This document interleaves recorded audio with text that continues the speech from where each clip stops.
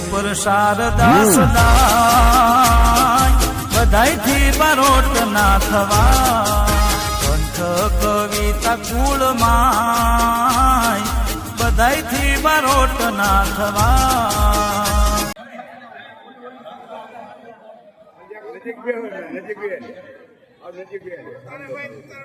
તમે અમારી ઘરે આવો અને અમને આશીર્વાદ આપો. અમે આવા શુભ કાર્ય કરી અને ધર્મને માર્ગે આની નિવૃત્તિ અમે. Welcome to my new blog. હર ઘર બારોટ ચેનલમાં ફરી એક વખત આપનું સ્વાગત છે. એક મહિનાના લાંબા વિરામ બાદ ફરી પાછો વહી વંચા બારોટ અને તેમના યજમાનોની વાત લઈને આવી રહ્યો છું. એક મહિનાનો વિરામ એટલા માટે રાખ્યો કે મારે યજમાનોના ઘરે જઈ અને ત્યાં બારોટ કઈ રીતે નામ માંડે છે, તેના ચોપરાઓને યજમાનોની માતાઓ કઈ રીતે વધાવે છે, ત્યાં કઈ રીતે ડાયરો થાય છે અને બારોટે જમી લીધા બાદ કેવી રીતે યજમાનોને આશીર્વાદ આપે છે, એ બધી વાતો મારે તમને કરવી હતી. તેથી જયસુખભાઈ બારોટની વાડીએ હું આવ્યો ત્યારે જયસુખભાઈ બારોટે કહ્યું કે 23 તારીખે મારે નાંદુરીમાં કરંગિયા પરિવારમાં નામ છે, તો ત્યાં તમને આમંત્રણ આપું છું કે કરંગિયા પરિવારમાં નામ કઈ રીતે માંડવામાં આવે છે એ તમે સમાજને બતાવો. મારી સાથે સોરઠિયા આહિરના બારોટ જીતુભાઈ અંકલેશ્વરિયા અને રશ્મિકભાઈ બારોટ પણ હતા. તેની મુલાકાત પણ હું આગળના એપિસોડમાં બતાવવાનો છું. હાલ તો નાંદુરી ગામે કરંગિયા પરિવારમાં કઈ રીતે નામકરણ થાય છે એ આપને બતાવું. અમે 23 તારીખે સવારે 7 વાગ્યે નાંદુરી જવા માટે નીકળ્યા. વર્ષો પહેલાં અમારા બાપદાદા ઘોડા લઈને યજમાનોના ઘરે નામ માંડવા જતા અને આજે આધુનિક વાહન વ્યવહારના સાધનો થઈ ગયેલ હોય એ રીતે નામ માંડવા જઈએ છીએ. જ્યારે વાહન વ્યવહારના કોઈ સાધનો ન હતા એ વખતે પણ બારોટ આખી દુનિયામાં પરિભ્રમણ કરતા અને રામાયણના એક પ્રસંગમાં સીતા સ્વયંવરનો પ્રસંગ તો જાણીતો છે. એમાં જનક રાજાની શરત મુજબ જ્યારે કોઈ વીર યોદ્ધા શિવ ધનુષ્ય ઉપર પ્રત્યંચા ચડાવી શકતા નથી ત્યારે થોડાક સમય માટે તો જનક રાજા ક્રોધે ભરાઈ જાય છે. ત્યાં જ તેની નજર અને કહે છે કે જો મને ખબર હોત કે પૃથ્વી ઉપર હવે કોઈ વીર યોદ્ધાઓ બચ્યા જ નથી તો હું આવી શરત રાખત જ નહીં.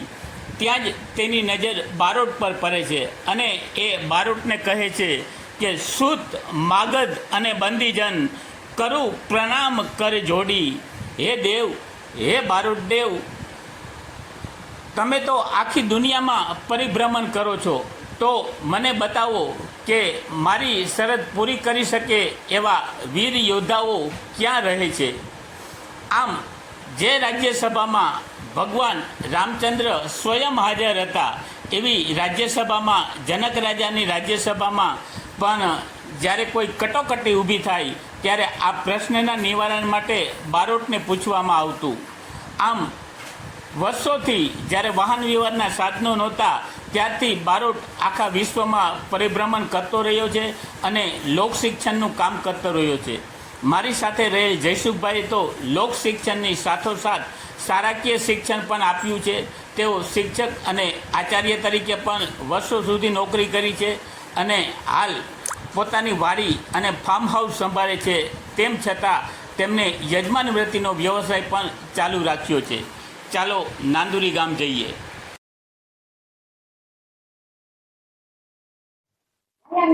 હું તો તમને ઓળખું જ છું, પણ તમે આ વ્યુઅર્સ માટે થઈને આપની ઓળખાણ કોના બારોટ છો અને હાલ શું કરો છો એ માહિતી આપો. હું અંકલેશ્વરિયા જયસુખભાઈ મૂળજીભાઈ સોરઠિયા આહિરના વહીવંચા બારોટ તરીકે નામકરણના કાર્યક્રમો, જે વહીને લગતા જે કાર્યક્રમો છે એ કરું છું. અને મારી લાયકાત એમએડ છે. લોક સાહિત્ય વિષય સાથે મારું રિસર્ચ એમએડમાં થયેલું છે અને શિક્ષક તરીકે 7 વર્ષ અને 22 થી 23 વર્ષ સુધી હાઈસ્કૂલમાં આચાર્ય તરીકેની ફરજ મેં બજાવેલી છે અને નાનપણથી જ 12 વર્ષની ઉંમરથી આજુબાજુથી જ યજમાન વૃત્તિનો વ્યવસાય કરું છું અને શિક્ષકની સાથે ફરજ બજાવતા કારણ કે મારી જોબ છે એ યજમાનોના ગામની આજુબાજુમાં જ લાલપુર તાલુકો જામનગર જિલ્લો ચારણતુંગી ગામમાં શિક્ષક અને ત્યાર પછી આચાર્ય તરીકેની ફરજ મેં બજાવેલી છે. હાલ શિક્ષક તરીકે નિવૃત્ત થઈ ખેતીના વ્યવસાય સાથે સંકળાયેલા છો, એક વિશે માહિતી આપો. ત્યાં મારે જસાપર ગામમાં 10 વીઘા જમીન હતી એટલે ખેતી સાંજના સમયે ખેતીવાડી વયો જતો અને ત્યાર પછી નિવૃત્ત થયા પછી જામનગરની અંદર ચેલા ગામમાં વિઝન ઇન્ડસ્ટ્રીયલ પાર્કની સામે સોનબાઈ માતાજીના મંદિરની પાસે મેં 12 વીઘા જમીન છે, ત્યાં ફાર્મ હાઉસ બનાવેલું છે અને ત્યાં ખેતીનો વ્યવસાય કરું છું. તમે સોરઠિયા આહિર જ્ઞાતિના બાળક છો, તો તમારામાં આહિરના બાળકમાં ભાગ કેવી રીતે પડે? ગામ પ્રમાણે પડે કે અટક પ્રમાણે? તમારી પાસે કઈ કઈ અટક ને ક્યાં ક્યાં ગામ છે? જુઓ હરિદાસભાઈ, હવે કુલ આહિરો સામાન્ય રીતે મારી પાસે 18 આહિરોના પ્રકારોના યાદી છે અને એમાં સૌથી વધારે આહિરો હોય તો સોરઠિયા આહિરો છે, જેની મારી પાસે 508 અટકની યાદી છે અને સોરઠિયા છે, પંચોળી છે, પ્રાવથડિયા છે, નાઘેરા છે, કુંજબિહારી છે, વ્રજવાસી છે, એવા કુલ 18 આહિરોના પ્રકાર છે અને નામે ઠામે ગામે એ આહિરો એના વિસ્તાર ઉપરથી ઓળખાવા લાગ્યા છે. આપણે નામકરણ તો બધાને રૂબરૂમાં જ બતાવવાના છે, પણ જ્યારે તમે નામ માંડો ત્યારે બાળકના નામ સાથે કઈ કઈ વિગતો નોંધો છો? બાળકના જે દીકરાનું નામ માંડવાનું હોય છે એ દીકરાનું નામ એના વંશ પરંપરા વહીની અંદર એના બાપાનું જ્યાં નામ હોય, એને બાપાને કેટલા દીકરા હોય, એ બાપાના કેટલામાં દીકરાને ત્યાં દીકરાનું નામકરણ કરવાનું છે. એટલે પેલા દીકરાની આ છે કે બીજા દીકરાની આ છે કે ત્રીજા દીકરાની આ છે, તો એ દીકરાનું નીચે નામ લખવાનું અને જે નામકરણ કરવાનું છે એનું નામ અહીંયા લખવાનું. પછી એ દીકરાને કોઈ બેન હોય તો બેનના નામ લખવાનું. એ દીકરો યજમાનનો ભાણેજ કોનો છે, એની માતાનું નામ શું છે અને માતાના પિતાનું નામ શું છે, એટલી વિગત અને કયા ગામના છે. ક્યારેક ક્યારેક એ અમે બધા એનું નામ લખીએ છીએ, ગામનું નામ, અને જન્મ તારીખ બાળકની એની નામની નીચે અમે જન્મ તારીખ લખીએ છીએ. આ રીતે અમે નામકરણ કરીએ છીએ. એની માતા છે એ આ વહીને વધાવા આવે છે ત્યારે એ વહીને વધાવામાં કાપડું, માતાજીનું સ્થાપન, પછી નારિયેળ અને એના માવતર તરફથી કોઈ નાનકડી ચાંદીની વીંટી કે એવું આપતા હોય છે અને અમે એને ત્યારે કહીશી કે આ તમે પિતૃ પૂજન કરો છો. તો એ પિતૃ પૂજનમાં તમે ક્યારેય કોઈ દી ઘરે પ્રસંગમાં કે પિતૃઓને યાદ ન કર્યા હોય તો હૃદયથી એને પ્રાર્થના કરો કે આજે અમે તમને પૂજન કરીએ છીએ, તમે અમારા આંગણે આવો અને કોઈને કોઈ સૂક્ષ્મ સ્વરૂપે એની હાજરી હોય તો અમને સતબુદ્ધિ આપો, ધર્મ કાર્ય કરીએ, સંસ્કૃતિ નિભાવીએ અને સંસ્કૃતિને ઉજાગર કરીએ અને નીતિ મુજબ ચાલીએ એવા અમને આશીર્વાદ આપો. અમે માર્ગ ક્યાંય ચૂકી નહીં અને તમારી કૃપા અમારા ઉપર સદાય વરસતી રહીએ એવા અમને આશીર્વાદ આપો. એટલે શ્રીફળ ઉપર એ દીકરાની માં છે એ ચાંદલો કરે છે, ચોખાથી વધાવે છે અને પિતૃઓને સ્મરણ કરે છે. આ રીતે એનું વહીનું પૂજન કરવામાં આવે છે. આપણા ચોપડામાં સંત, સતી અને સુરાઓની વાત પણ લખાયેલી હોય છે. કોઈ યજમાન તમને કહે કે અમારે સુરાપુરાનું નામ માંડવું છે, તો તમે કઈ રીતે માંડો છો? જો પહેલી વાત તો વહીની અંદર સામાન્ય રીતે એને શું શિરપાવ આપ્યો છે એની નોંધ કરવાની હોય છે. પછી એને પિતૃ કાર્યમાં એની પાછળ કોઈ નીલોદ્રાહ કરેલો હોય છે, એની યાદી, ક્યાં ગોર હતા, પછી કેટલા લોકોની હાજરીમાં આ કાર્યક્રમ થયેલો હોય છે. પણ અમારા માટે આ વસ્તુ અલગ પડી જાય છે કે આજે કળિયુગને કારણે સૌ પોતાના સ્વાર્થ હાટું થઈ અને યોગ્ય અયોગ્ય હોય તો આ કાર્ય કરી નાખતા હોય છે. પણ અમે છે એ સુરાપુરા કે કોઈ પણ, હવે સુરાપુરા એટલે શું? પ્રશ્ન પેલો ઈ આવે કે સુરાપુરા પરહિત માટે જેનું અવસાન થયું હોય, ગાય, ધર્મ, પાછળ દેશ, સતી નારી ખાતર જેને બલિદાન આપ્યું હોય, ધર્મ જાતા, ધરા પલનતા, ત્રિયાને પડનતા તાવ, ઉતો 3 દિન મરણ કાન, કોણ રંકને કોણ રાય. જેને પરહિત માટે પોતાના જીવનનું બલિદાન આપ્યું હોય એ સુરપુરો કહેવાય. હવે ઈ સમસ્યા જબરજસ્ત ઊભી થઈ છે. આજના સમયમાં આપઘાત કરી લીધો હોય, લાઇટમાં શોર્ટ લાગી ગયો હોય, વાહનમાં અકસ્માત થઈ ગયો હોય કે કોઈ અન્ય કારણોસર દવા પીને અવસાન પામ્યું હોય તો એ પ્રેત યોનિમાં ભટકતો હોય તો એને સુરાપુરા ન કહેવાય, એને સુરધન કહેવાય. અને સુરાપુરા ચડાવતી વખતે હું પોતે આજે આ પિતૃ કાર્યનું કોઈ મારે દાન લેવાનું હોતું નથી. કારણ કે અમે જે નામકરણ કરીએ છીએ જીવતા દીકરાનું કરીએ છીએ. એટલે પેલો સવાલ ઈ મારો હોય કે સુરાપુરા જો હોય તો મને પુરાવો આપે. હું કોઈ જુવાર ચૂકતો નથી, બીજા શાસ્ત્ર પ્રમાણે હાલતો નથી, પણ માત્ર હું એમ કહું કે જો તમારા સુરાપુરા હોય તો 5મી કે 6ઠી પેઢી કોઈ પણ એક હું નામ બોલું કે 5મી પેઢીએ તમારા દાદાનું નામ બોલો, 5મી પેઢીએ, અને કોના ભાણેજ છે, એની માનું નામ શું છે અને એના માના બાપાનું નામ એટલે કે જે સુરપુરો થવાનો છે એના નાનાનું નામ શું છે, આ ચોપડો પડ્યો છે અને એની સામે તમે જોઈ લ્યો. જો એમાં એ વસ્તુ હોય તો એ સુરપુરો સાચો. સુરાપુરા એટલે માતાજીના ખોળામાં બેસનાર. તો આજે ઈ જો તાકાત હોય તો જ આપણે સુરાપુરા તરીકે લખવાનું થાય છે. ઘણી બધી સમસ્યાઓ થાય, બધાયને, ભુવાઓને પણ ગમતું નથી, બ્રાહ્મણોને પણ ગમતું નથી. કારણ કે મારે આ પ્રશ્ન થાય છે કે ભાઈ આ તમારો સુરપુરો છે તો મને પ્રમાણ આપે અને હું મારા શાસ્ત્રના પ્રમાણે જ હાલું છું.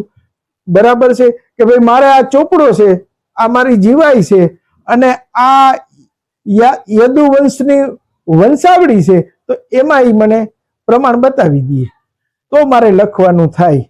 પણ મારી જિંદગીમાં એકાદ કિસ્સા સિવાય કોઈ જગ્યાએ મને પ્રમાણ મળ્યું નથી. એટલે આ થોડોક અઘરો વિષય બની જાય છે.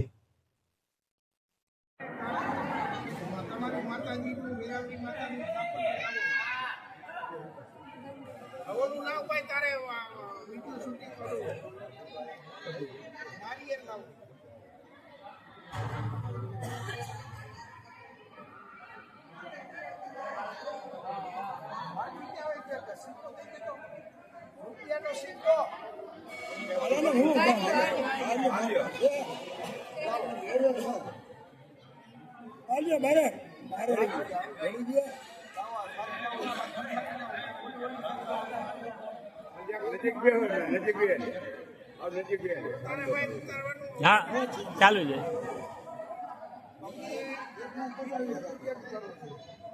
બરાબર છે.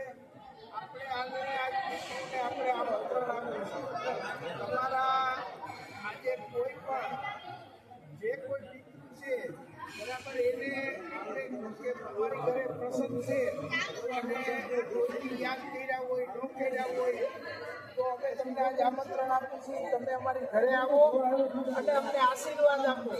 અમે આવા શુભ કાર્ય કરી અને ધર્મને માર્ગે આની નિર્ભૂતિ અમે જીવન જીવી એવા તમારા આશીર્વાદ અમારી ઉપર સતત રહીએ. કોઈ પણ પછી પુરુષ પક્ષ હોય કે સ્ત્રી પક્ષ હોય, નાના બાળકો બરાબર એ દરેકને આપણે આજ બોલાવી છે.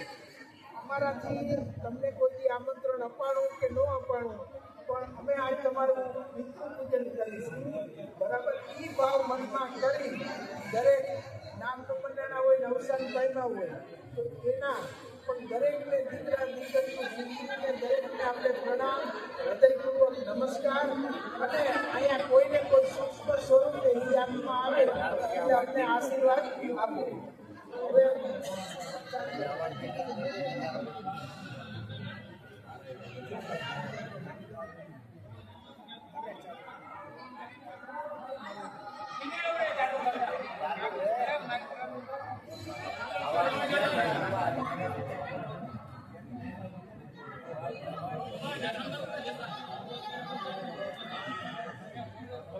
ચોખાને ચાર ફેરે લઈ અને તમારા કુટુંબને વંશપુરાણને વધાવો. વાણી વાય સરસ્વતી શારદા ચલી આવી વચન વિરાજ.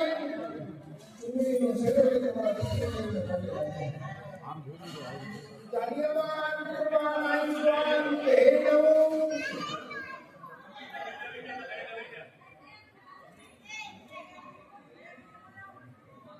ચોખા તમારી તેજુરીમાં રાખી દેજો.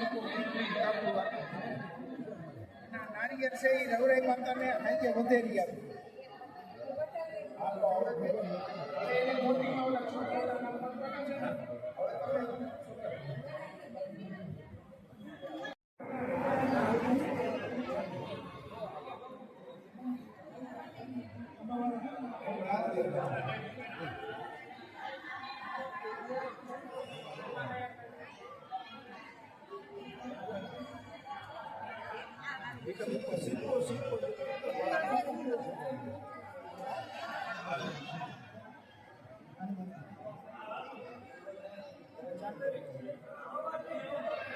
વાણી વાય સરસ્વતી શારદા ચલી આવી વચન વિરાજ.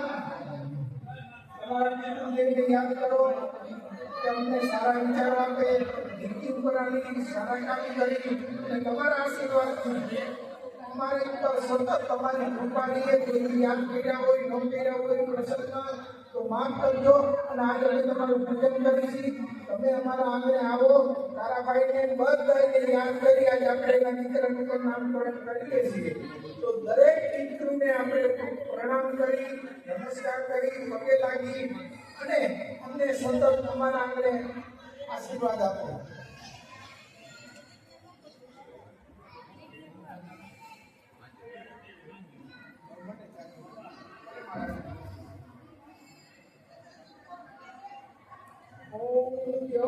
શાંતિ અંતરિક્ષ શાંતિ પૃથ્વી શાંતિ રાપ શાંતિ સદય શાંતિ વનસ્પતય શાંતિ વિતે દેવા શાંતિ બ્રહ્મ શાંતિ સર્વભૂત શાંતિ રેવ શાંતિ સામા શાંતિ નીતિ ઓમ શાંતિ શાંતિ સર્વાણી શાંતિ ભવતુ.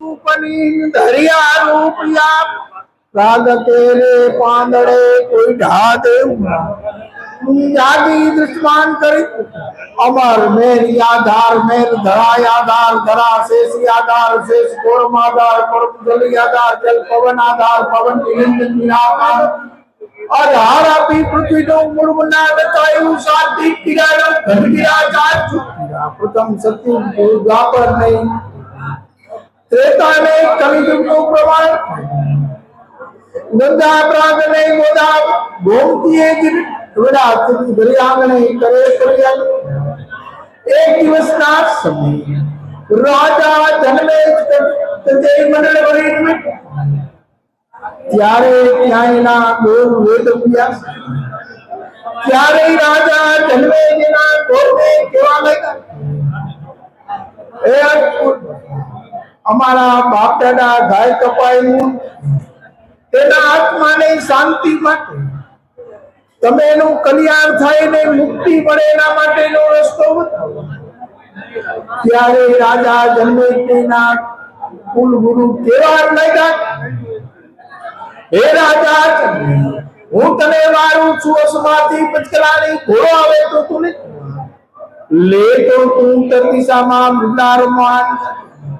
મૃગલારમાં જાતો તું શિકાર કરતો તેને પણ કેવાને શરત મંજૂર રાખવાનું કેવા લાગ્યા કે